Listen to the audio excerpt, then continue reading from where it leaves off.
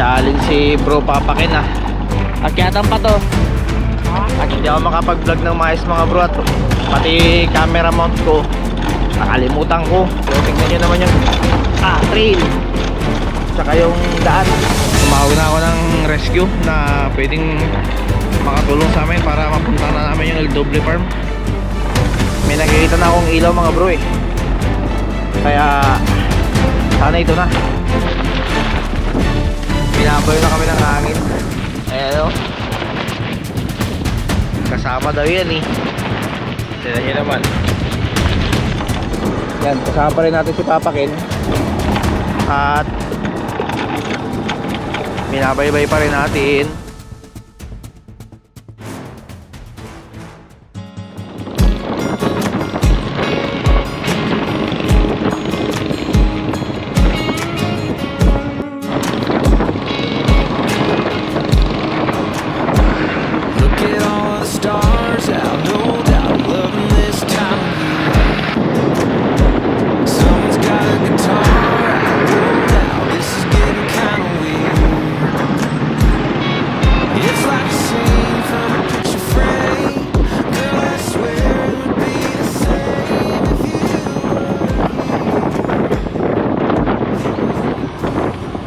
Sa wakas nakarating din. Wala na, inabot na kami ng dilim eh. Kasi ang plano naming setup dapat maaga makalis na kami. Kaya lang may tinapos pa tayong trabaho, kaya ito gabi na naman tayo makakarating dun sa camping site. Yan, kasama ulit natin si Papakin. Hintay lang natin siya, bumili lang siya ng mga kailanganin sa camping. Nakahanap ka bro? Nakahanap ka? Magluluto tayo si Papakin ng prito. Wala na din akong maisip na na tawag dito lutuin. Mag-frozen na lang tayo. O mag-instant muna ako at walang preparation. Alam mo dapat mag-prepare ako kagabi. Meron sa atin mga kasamang 3. Ang problema, yung boy ko hindi pumasok. Eh daming order sa akin. Sayang naman. Hindi naman pwedeng hindi deliver, baka masira tayo. Ayan, punta na kayo mga bro. Friends muna kami.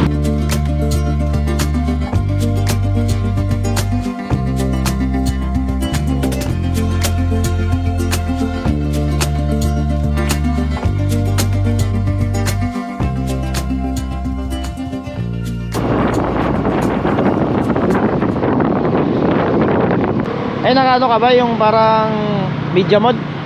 O adapter mic? Oo, naka-adapter.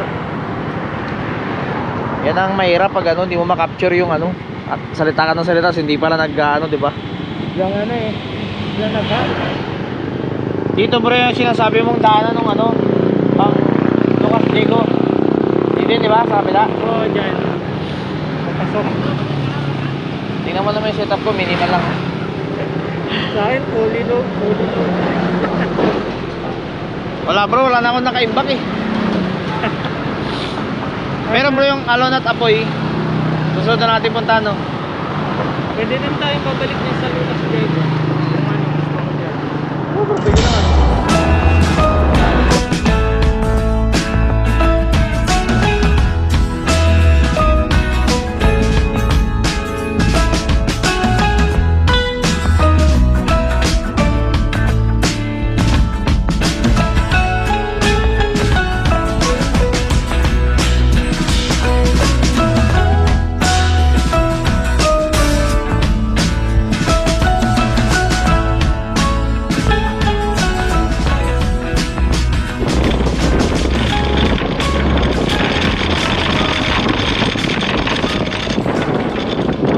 Na-challenge si bro Papakin sa daan. Bro, okay ka lang? Okay lang. Akyatan pa to. Ha? Akyatan pa. Meron pa? Marami pa? Meron pa. Hindi ako makapag-vlog ng maayos mga bro at pati camera mount ko nakalimutan ko. Ayaw ko kasi paghintay na matagal si Papakin kasi gabi na naman nga. Pero tignan nyo naman yung trail tsaka yung daan. Paalakasan na lang ng motor to mga bro. Pero sinisigurado ko naman sa inyo na sa dulo ng Hirap na to ay meron tayong isang paraisong mapupuntahan. Pakyat pa rin tayo mga bro. Ganda ng kulay ng langit oh. Kulay pula. Pero itong tinataas namin ay rock road at talagang matarik at mataas na to, pero kakayanin naman yan. Hindi ko masyadong kinargaan mga bro si Bergie, parang hindi masyadong kargado. Malapit na tayo mga bro. Kaya tayo. Pinoproblema ko bro yung pababa natin, medyo challenging. Ito na yung ano, hindi ibang ano yan, ibang campsite. Dito, diretso pa dyan. Oo. Medyo makabata. Medyo Hindi ko, yan na yung top na yan. pag-akit yan. Oh, yan na yun. Tumigil lang kami saglit dito. Dito Ito ng ang sana to. ibang campsite to, ano yata to eh. May pangalan eh no. Villalis Farm. Pero palagi ko pwede rin mag-camping yan. Ano bro, kaya pa? Daming tarik. Ang problema ko yung pag ano, mahina. Mahulog sa ano mo, tent mo. Nakatabilis mo. Hindi na mahina ang preno ko sa likod eh. Ayun lang. O kaya bukas, tignan na lang kung paano. Dahan na lang tayo. Tara bro. Hindi ko mapapakita sa inyo ng ano, kung gaano kahirap yung trail dito kasi gabi na rin eh. Yan si Papa Ken oh. Sobrang challenging. Tigil muna kami. Scout lang namin yung lugar. Madilim.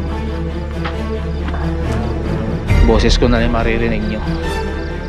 Scout ko lang kung saan na kami. Paano na sa pinakataas na kami ng bundok. Dito ba yun? Ano ba ito? Bukan namin yan. Tumawag. Ay, abot tayo ng gabi. Tumawag na ako ng rescue na pwedeng makatulong sa amin para mapunta na namin yung LW Farm. May nakikita na akong ilaw mga bro eh. Kaya sana ito na. Yan, kasama pa rin natin si Papa Ken. Binabaybay pa rin natin. Ayan. Ito na ba yun? Bro, baka dito na sa kabila. Basa namin yung kampo eh. Sana may binibenta silang gasolina dito. Tingnan nyo naman yung ano ko, nag-warning na. Kuya, pwede magtanong, saan po yung LW Farm? Ayan na po. Sige po. Ayun. Tutuntun din namin. Sa wakas, bangin na yan mga bro. Yang nasa gilid, bandang kanan. Ay, sa wakas, matutuntun na namin tong. Ayan na, medyo na yata yung may-ari. Bali, hindi ko na i-vlog kanina, pero nag setup na kami ni Papa Ken ng ano, isang ano na lang, isang owning na lang gagamitin namin, tapos tent ko dito, tapos tent ni Papa Ken sa kabila. Hindi namin nagawa mag-video ng detalye ng pag-setup kasi doon pa lang sa pag-akit na ubos na yung lakas ko eh. Pati si Papa Ken. Kaya yun, bali share na lang kami dito sa ano niya, sa owning niya. Tinuruan ko na lang siyang setup. Bali ganito, ayan oh. Ito bro, hindi nyo muna ma-appreciate yung view. Tanging ito lang muna makikita nyo itong mga ilaw-ilaw na yan. Kasi napakadilim dito. Bukas pa ng umaga ninyo ma-appreciate yung view. Bukas pa namin maiba-vlog ni Papa Ken. Kasi kahit itutok ko yung camera dito sa may pupuntang dagat, yung parang Baguio City kung titignan mo eh. Tsaka ano, grabing lamig dito. Hiningal talaga ako dun sa pocket natin. Hintay natin mag-setup si Papa Ken. Kasi ako yung sa akin lang, ang dala ko lang naman kasi ano eh, tent lang, ground sheet. Tapos ano lang, sa pagkain, yung instant na lang muna, hindi mo na ako magluluto. Nagkulang din ako sa preparation dahil nga may business tayong inasikaso. Kaya late na yung arrive namin dito. Ang plano kasi talaga namin, dapat hindi kami abutan ng gabi sa pag-akyat. Kaya lang nakita nyo naman kanina na madilim yung pag-akyat namin. Pero buti na lang wala naging aberya at nakaya naman ng mga motor. Pero grabe tong ano, mga dala ni Papa Ken, bigat. Natumbag na to. Kaya ayun, set up muna kami ng tent, tapos mamaya prepare tayo ng pwede natin kainin. Bali okay na to. Yan yung owning namin, tapos maglatag lang ako ng ground sheet dito. Nakaharap kami sa sa tanawin para bukas ng umaga mas maganda yung view paggising.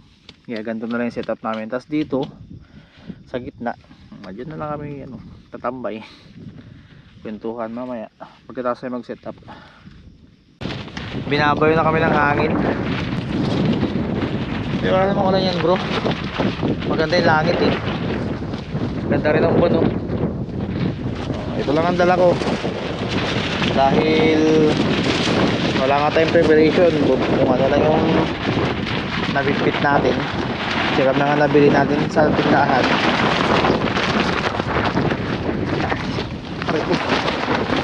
Yun na lang muna ang tataga. Hila na ako mga bro. Malamig. So ayan, may tanda lang tinapay. Ayan. Tapos pang dinner natin, bok choy ba to? Cup noodles. Tapos seafood para sa almusal bukas. Tapos kape, pampainit ng tiyan, hindi matulog. Tapos palaman. Diba? Napaka-prepared natin. Yan lang ang dala natin. Yun na yan. Parang kanin din naman yan. Narinig niya ba yung hangin mga bro?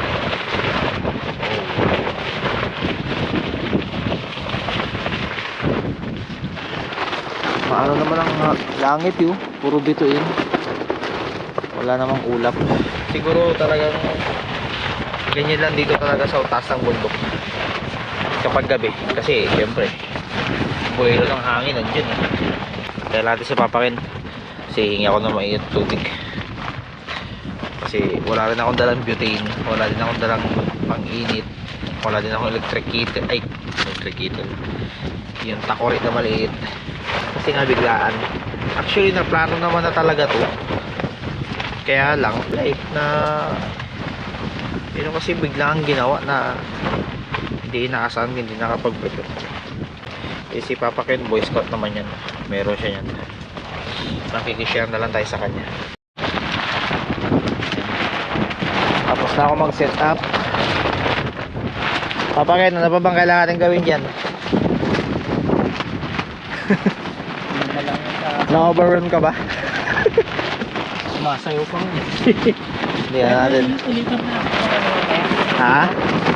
Lipat natin tong ipagano natin ang Yung tali? Ah, sige.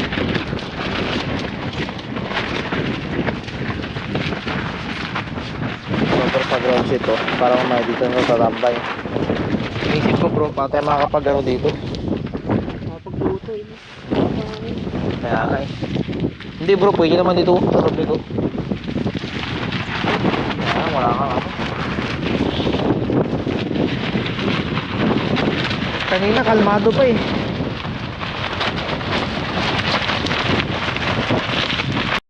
Kaya pala yung binakit ng yung minipan ko. Ano, dala ka pa rin? Ako yun, dala. Dalawa kasi may init eh. Tigil naman siguro yung hangin. Ayan o. Kasama daw yan eh. Tignan nyo naman.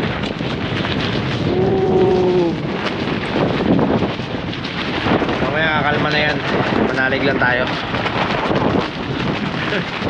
Ang sabi ng owner, hihina rin daw itong hangin. Nandito ako sa loob ng tent. Para kaming binabayo dito ng hangin. Tapos mahirapan pa kami magluto. Kaya ito, tinapay na lang walang kinain namin. Subukan namin magluto pag humina-hina na yung hangin. Pag kumalma na. Parang tribunada rin ito ng ano eh. Tapos itsupahan. Pero pag nandito ka sa loob ng tent, mainit. Talagang doon lang talaga sa labas. Yung mga ilaw ng mga bahay, alam mo para kang nasa Baguio.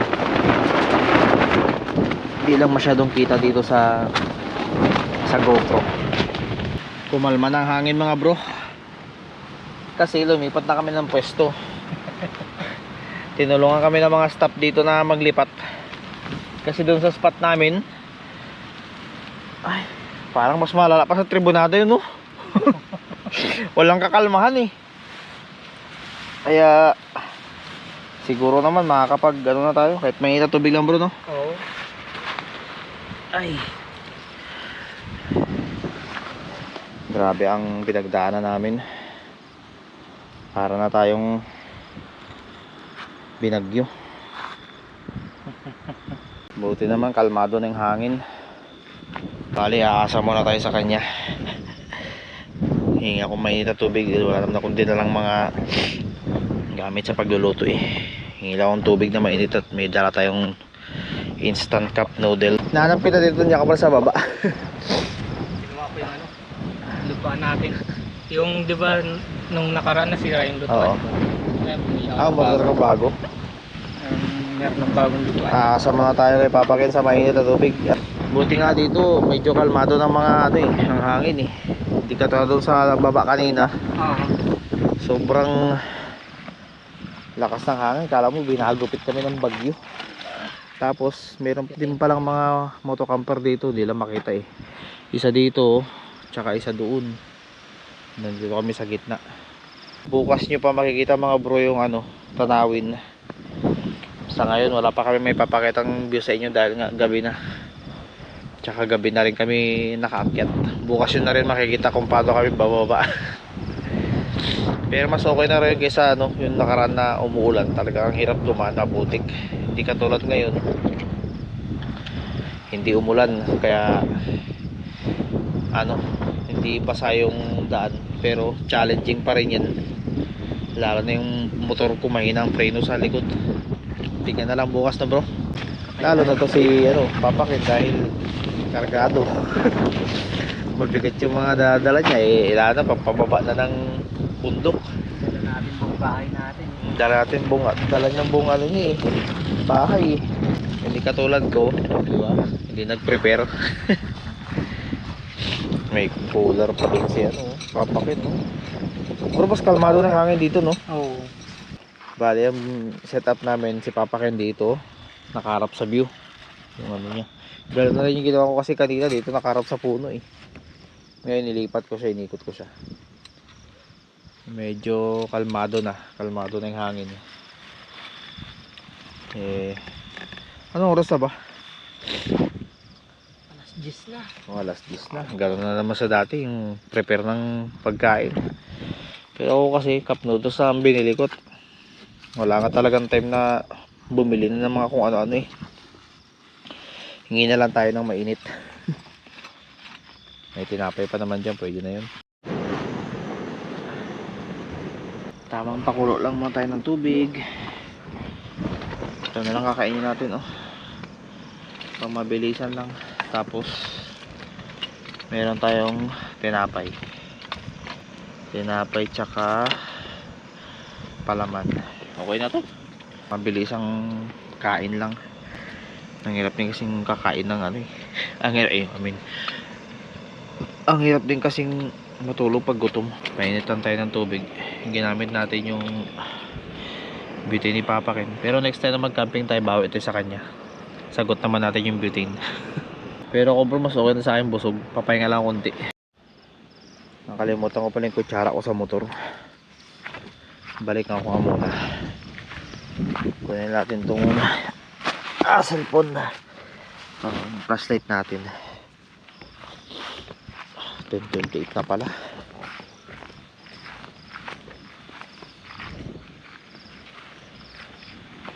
Ay. Madilim. Ay. Kunin lang natin yung ano, kutsara natin dito sa motor.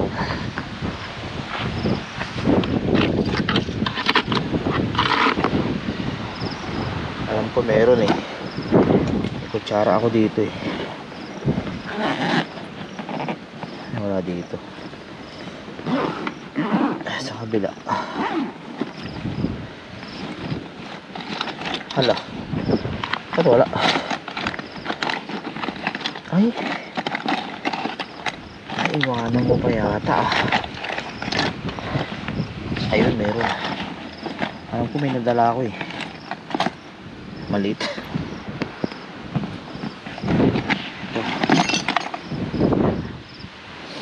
Ay, pwede na yan. Guys lang si Papa Ken ang higaan niya. Hindi natin kumulo yung tubig. Makakain na tayo. Ay. Okay na to.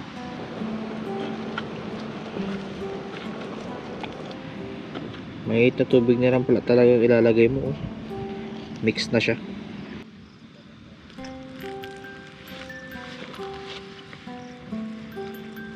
Ang kulat din yung ano mo, no? Powerbank mo, no? Meron pa akong ito doon yung pinang-ano ko, pinag-charge ko ng ano, battery. Ito ginagamit ko sa electric fan ko to eh. Makulat Kasi naman. yung tao dito, pawisin kasi ako. Hindi ako makatulog ng ano pag ano. Pero ngayon bro, hindi mo kailangan yan. Kaya nga. Kain tayo mga bro. Tamang batche noodles lang tayo. Ay, Diyos ko. Sakto sa... sarap.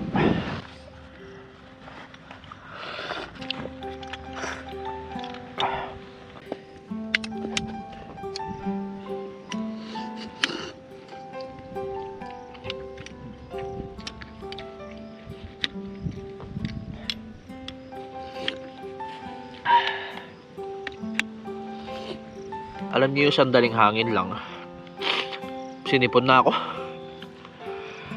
Grabe yung lamig dito eh. Nung dumating kami, sakto lang yung lamig bro, no? Oo. Walang kasamang hangin. Mas tumindi lang yung lamig nung may kasama ng malakas na hangin. Buti ngayon dito sa spot namin, kalmado na. Hindi na ganyan kalakas ng hangin. Sabi nung ano kanina, nung stop dito, parang may kinalaman yung ano eh, hugis ng bundok dito sa spot namin. Parang may nakakaharang na kasi na bundok, kaya hindi ganun kalakas yung hangin. Hindi katulad doon na sobrang lakas talaga. Challenging talaga ng ano. Tapos dagdag pa yung lumipat kami ng pwesto, another setup na naman, kaya pagod din. Kaya sigurado masarap ang tulog mo yun bro, pagod ka eh. Marami yan. Galing ka pa ba trabaho o hindi mo na rin ngayon? Nakalibang ko ngayon. Kain tayo mga bro. Ito na yung dinner namin. Tamang higup lang ng sabaw na mainit. Ako magkakape. Di ba bro, sa panag ano tayo, alon at apoy, ako nang bala sa foods natin. Pwede. Lulutuan kita ng... Okay na yung ano, mainit mo? Okay na ako bro. Sige. Lulutuan kita ng... ano ba yung... Kumakain ka ba ng ano? Binagis? Binagis, lahat kinakain ko. Hindi ako maselan sa pagkain. Kahit ang palaya? Oo, ang palaya. Nakain Yan lang, hindi ko palaya. kinakain ng palaya. Tsaka papait. Yung binibentang tumutubo sa damuhan na ano, mapait. Ayun, nakain ko yun. Hindi ako makain nun. Ano din yun eh. Parang... Pero kung gusto mo bro, marami sa amin yun. sarap din yun. Ano siya, parang lutong ang palaya. Lalagyan mo sardinas, no? Ewan ko ba, hindi ko kaya tayo kumain ng mapait. Anong oras ka dumating bro, nung ano? Nung nag-iwalay tayo dun sa ano? Sa Kuya Kalia. Nakaway? Oo. Ano yata? Ano oras ba tayo nakalis? Alas 2, di ba? Hmm. Ay, alauna. Hmm. Alauna yata, mas na tayo. Mga 2:30. Nakauwi na din ako nun. Binakbak mo rin? Hindi naman sakto lang yung takbo. Halos 1 oras lang din. Mabilis. Hanggang Castell yun eh. Patulan to Castell kaya sakto lang yung oras. Enjoy lang ang biyahe, no? Yan, tapos na kami magkwentuhan ni Papa Ken tsaka kumain. Maling desisyon ko na wala akong dinalang jacket to kaya sweater. Grabe yung lamig dito. Buti na lang yung kumot ko. May panangga talaga sa lamig. Mas okay na rito kasi doon talaga sa unang spot namin Tapos bukas ng umaga, ayan, ikot namin kayo. Siyempre bago kami uwi, lilibutin muna natin tong campsite tapos may konting hiking tayong gagawin. Papasama tayo dito sa mga lokal dito. Bali mag-alas 12 na pala. Mag-alas 12 na ng gabi. Papantok na lang kami ni Papa Ken. Okay na tong setup mong ganito. Yung cockpit mo, magkano bili mo yan? Yan, nasa 1,000 din yan. 1,000 din mo. Mahal din. Kailangan Oo, siyempre para sa ikaka-komportable ng camping, di ba? Bro, good night Sige. Tinamaan na tayo ng antok. Ay. Grabe. Ang tindi ng lamig Hindi ko kinakaya yung lamig. Ano natin to? Alas 12 na. Tulog na tayo. Lahat ng pagkain natin nilagay ko dito sa tent. Saka may aso. Ayan mga bro. So bukas ulit. Tulog na muna tayo at alas 12 na. Napasarap kami sa kwentuhan ni Papa Ken at usap lang, kwentuhan lang tungkol sa buhay. Yung mga pagkain ko nilagay ko na dito sa loob ng tent. At ano pa ba? May ang kulisa pa nakapasok ko. Kailangan kong ikulob tong tent dahil sobrang lamig. So ayun mga bro, bukas na lang papakita namin sa inyo kung gaano kaganda tong lugar na to. So good night mga bro.